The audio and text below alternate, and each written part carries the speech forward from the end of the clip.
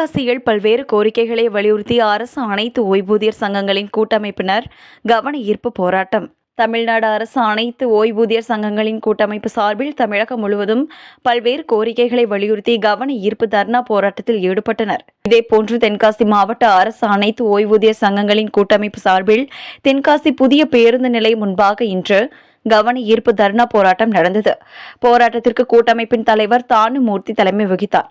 கூட்டமைப்பு செயலாளர் அருணாச்சலம், சுந்தரமூர்த்தி, நாயனார், காந்தி, ராமர், ராமையா, பாண்டியன், பாலுசாமி ஆகியோர் முன்னிலை வகித்தனர்.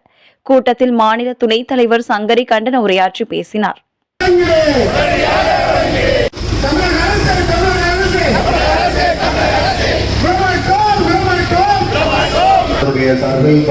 பாலசாமி அவர்கள் அனைவரும் இந்த நிகழ்ச்சியிலே முன்னிலை வகித்து இந்த போராட்டத்தை சிறப்பாக நடத்த வேண்டும் என்ற வேண்டுகோளை விடுத்து நான் விடைபெறுகிறேன்.